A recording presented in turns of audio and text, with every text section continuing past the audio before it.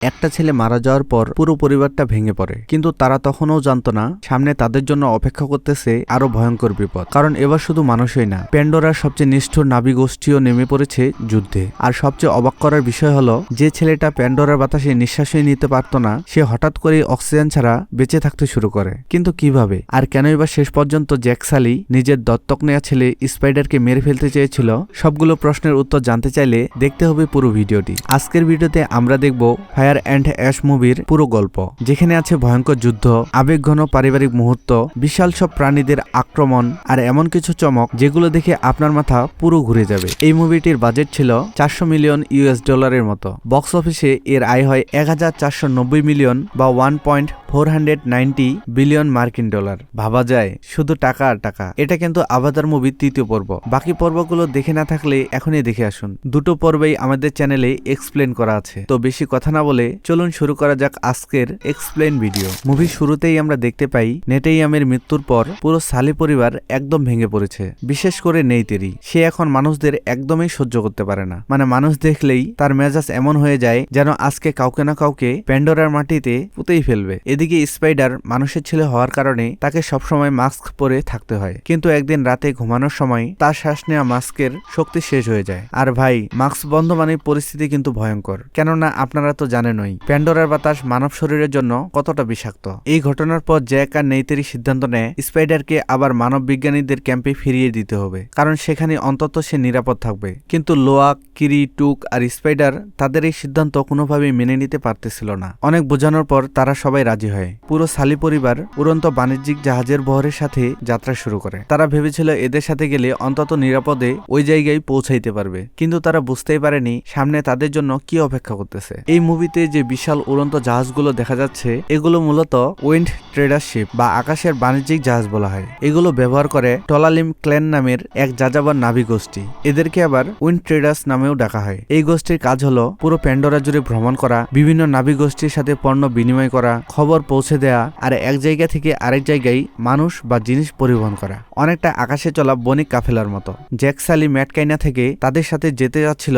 এর মূল কারণ হলো তারা যেন নিরাপদে স্পাইডারকে ক্যাম্পে পাঠাতে পারে। কিন্তু সরাসরি গেলে আরডিএ সহজেই ধরে ফেলতে পারে। তাই জ্যাক উইন্ড ট্রেডার্সদের আকাশ জাহাজ ব্যবহার করে সেখানে যাচ্ছে। এদিকে আরডিএ কোম্পানির হেড অফিস থেকে কোয়ারিচ ক্যামেরার মাধ্যমে তাদেরকে খুঁজে পায়। কোয়ারিচ মূলত জ্যাক সালিকে খুঁজে বেড়াচ্ছে প্রতিশোধ নেয়ার জন্য। তারা যখন মোটামুটি পৌঁছেই যাচ্ছিল, হঠাৎ করে আকাশ থেকে আক্রমণ করে এক ভয়ঙ্কর নাভি গোষ্ঠী, যারা ম্যাংখওয়ান নামে পরিচিত। এরা সাধারণ নাভিদের মতো না, এরা একদম নিষ্ঠুর বর্বর ধরনের। মানে আমাদের দুনিয়ায় সন্ত্রাসীরা বা গ্যাংস্টাররা যেরকম হয় আর কি। তাদের নেতা ভারাং এমন ভয়ঙ্কর মহিলা যে তার সামনে দাঁড়ালে মনে হবে থেনাসও বোধ হয় একটু ভদ্র ছিল। দেখা যায় ম্যাংহুয়ানরা বাণিজ্যিক জাহাজে আগুন লাগিয়ে দেয় আর সবার উপরে আক্রমণ শুরু করে। চারদিকে আগুন, চিৎকার। একসময় একটা জাহাজ নিচে পড়ে যায়, অনেক নাভি মারাও যায়, আর সালি পরিবার পুরো আলাদা হয়ে যায়। এই দৃশ্যটা মুভি শুরুতে এত তীব্র ছিল যে দর্শক সত্যি সত্যি আসন থেকে নড়তে পারবে না এমন টাইপের অবস্থা। মানে কি সব হচ্ছে ভাই, মনে হচ্ছে এখানে সবকিছু শেষ হয়ে যাবে। নেইতেরি গায়ে তিল লাগে আর সে নিচে পড়ে যায়। এই হামলায় সালির পুরো পরিবার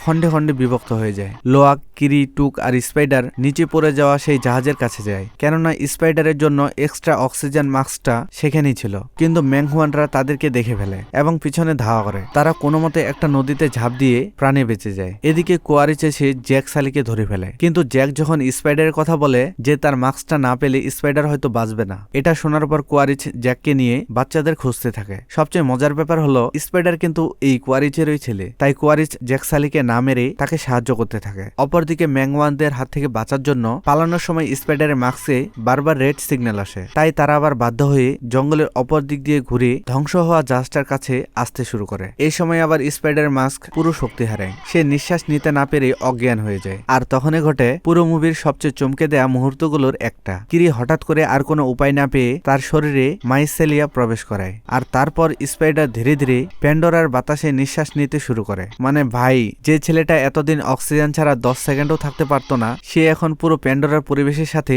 মানিয়ে গেছে। হঠাৎ করে ম্যাংহুয়ানরা তাদের সবাইকে ধরে ফেলে। এদিকে আড়াল থেকে জ্যাক সালি আর কোয়ারিচ সব দেখতেছিল। এই সময় কোয়ারিচ জ্যাকের হাতের বাঁধন খুলে দিলে তারা ম্যাংহুয়ানদের মারতে শুরু করে। কিন্তু ভারাং কৌশলে তার চুলের সাথে কোয়ারিচের চুলের বন্ধন জুড়ে দেয়। এতে কোয়ারিচ দুর্বল হয়ে যায় আর ম্যাংহুয়ানরা জ্যাক, কোয়ারিচ আর বাচ্চাদের ধরে ফেলে। কোয়ারিচ তখন ভারাংকে মানুষের বন্দুক ব্যবহার করতে শেখায়। কিন্তু একটু পরে সে বলে, তোমাকে আর প্রয়োজন নেই। এরপর কোয়ারিজকেও তারা বেঁধে ফেলে। আর সত্যি বলতে নাভিদের হাতে বন্দুক দেখে মনে হচ্ছিল প্যান্ডোরাতে এবার জিটিএ শুরু হয়ে গেছে। এদের সবাইকে বলি দেওয়ার জন্য তারা আনন্দে মেতে ওঠে। এদিকে কিরি তার শক্তি ব্যবহার করে আশেপাশে গাছপালা নিয়ন্ত্রণ করার মাধ্যমে পাহারাদারদের মেরে ফেলে। তারপর সবাই কোনোভাবে সেখান থেকে পালিয়ে যায়। তারা নদীর পাশে কোনো রকমে পুরো রাত কাটিয়ে দেয়। সকালবেলা নেইতেরি সহ তাদের বাকি নাভিরা আসলে কোয়ারিজ পালিয়ে যায়। কিন্তু এখানেই শেষ না। মানব বিজ্ঞানীরা বুঝতে পারে স্পাইডারের শরীরের গঠন কোনোভাবে বিশ্লেষণ করতে পারলে মানুষও প্যান্ডোরাতে নিঃশ্বাস নিতে পারবে। মানে আরডিএ এখন পুরো প্যান্ডোরা দখলের আরো ভয়ঙ্কর পরিকল্পনা শুরু করে দেয়। ক্যাম্পের মধ্যে এসে স্পাইডারের শরীর স্ক্যান করে তারা দেখে স্পাইডারের শরীর এখন আর সাধারণ কোনো মানুষের মতো শরীর নেই। নাভিদের যে পবিত্র গাছ আছে সেখানে নার্ভের মতো যে সংযোগ তাদের চুলের সাথে অ্যাটাচ হয় সেটা স্পাইডারের পুরো শরীরে ছড়িয়ে গেছে। আর আমি তো বলতে ভুলেই গিয়েছিলাম কিরির কিন্তু কোনো বাবা নেই। কিরির সাথে যখন অস্বাভাবিক ঘটনাগুলো ঘটতেছিল তখন সে জ্যাক ও বাকিদের জিজ্ঞাসা করে আমার সাথে কেন এরকম ঘটে। তখন সবাই বাধ্য হয়ে তাকে আসল ঘটনা খুলে বলে। কিরির মা গ্রেস একসময় কিন্তু মানুষ ছিল, কিন্তু পবিত্র গাছ আর সবার প্রার্থনার ফলে গ্রেস একসময় মানুষের শরীর থেকে নাভিতে পরিণত হয়। আর ঠিক সেই সময় এওয়া তার শরীরের ভিতরে একটা ভ্রূণ প্রবেশ করিয়ে দেয়। আর ওই ভ্রূণ থেকেই কিরির জন্ম হয়। এখান থেকে বোঝা যায় কিরির কেন কোনো বাবা নেই। কিরি হলো তাদের এওয়ার একটা উপহার। মানে নাভিরা যাকে প্রভু হিসেবে মানে কিরি হলো তারই মেয়ে। কোয়ারিজ নিজের স্বার্থ আর যুদ্ধে জেতার জন্যই ভারাঙের সাথে জোট বাঁধে। কারণ আবাতার জগতের অন্য বেশিরভাগ নাভি গোষ্ঠী যেখানে মানুষদের ঘৃণা করে সেখানে ম্যাংহুয়ান গোষ্ঠী ছিল অনেক বেশি হিংস্র, রাগী আর যুদ্ধপ্রিয় গোষ্ঠী। তাই কোয়ারিজ বুঝে যায় এদের পাশে পেলে জ্যাক সালিকে হারানো অনেক সহজ হবে। ভারাঙ্গও আবার সাধারণ নাভিদের মতো এওয়া এর শান্তির পথে বিশ্বাস করত না। তার গোষ্ঠী আগুন, ধ্বংস আর শক্তির মাধ্যমে শাসনে বিশ্বাস করত। তাই মানুষের অস্ত্র আর প্রযুক্তি তার কাছে শক্তি বাড়ানোর একটা সুযোগ মনে হয়। মানুষের এসব অস্ত্র তার কাছে অনেক ভালো লাগে। এই কারণে দুজনের মধ্যে এক ধরনের স্বার্থের বন্ধুত্ব তৈরি হয়। কোয়ারিজ ভারাংকে মানুষের বন্দুক ব্যবহার করতে শেখায়, আধুনিক যুদ্ধ কৌশল দেয় আর আরডিএর সাথে কাজ করলে আরো ক্ষমতা পাওয়া যাবে এটা বোঝায়। অন্যদিকে ভারাং কোয়ারিজকে দেয় শক্তিশালী যোদ্ধা, প্যান্ডোরার বিপজ্জনক এলাকায় সাহায্য আর জ্যাক সালির বিরুদ্ধে লড়াই করার জন্য অনেক বড় বাহিনী। মানে দুজনেই একে অপরকে ব্যবহার করতেছিল। কোয়ারিজ চেয়েছিল জ্যাককে শেষ করতে আর ভারাং চেয়েছিল নিজের গোষ্ঠীকে আরো শক্তিশালী করতে। এদিকে কিরি স্পাইডারকে তার নতুন ক্ষমতা বুঝতে সাহায্য করে। সে এখন অন্য প্রাণীদের সাথে স্নায়বিক সংযোগ তৈরি করতে পারে। তারা দুজনে একসাথে প্যান্ডোরা ঘুরে ঘুরে দেখতে থাকে আর ধীরে ধীরে তাদের মধ্যে একটা ভালোবাসার সম্পর্ক তৈরি হয়। কিন্তু ভাই, প্যান্ডোরাতে প্রেম বেশিক্ষণ টিকে না। কারণ ঠিক তখনই কোয়ারিজ আবার স্পাইডারকে ধরে ফেলে। কোয়ারিজ ম্যাংহুয়ানদের নিয়ে ম্যাটকাইনা ভিলেজে চলে আসে। সে জ্যাককে আত্মসমর্পণ করতে বলে। এখন জ্যাক চাইলে যুদ্ধ করতে পারত, কিন্তু সে জানতো যুদ্ধ শুরু করলে অনেক নিরপরাধ নাভিরা মারা যাবে। তাই সে নিজেই আত্মসমর্পণ করে। আর সত্যি বলতে এই দৃশ্যটা দেখে বোঝা যায় জ্যাক এখন আর কোনো যুদ্ধ না, সে এখন পুরো পরিবারের রক্ষকও হয়ে গেছে। আরডিএ ঘাঁটিতে নিয়ে যাওয়ার পর বিজ্ঞানীরা স্পাইডারের উপর পরীক্ষা শুরু করে আর জ্যাকের মৃত্যুদণ্ডের প্রস্তুতি চলতে থাকে। কারণটা খুবই পরিষ্কার, জ্যাক সালি একসময় এই মানুষদেরই অংশ ছিল। বিশ্বাসঘাতকতা করার কারণে কোয়ারিজ তার বিরুদ্ধে উঠে পড়ে লেগেছে। আর কোয়ারিজও একসময় মানুষ ছিল।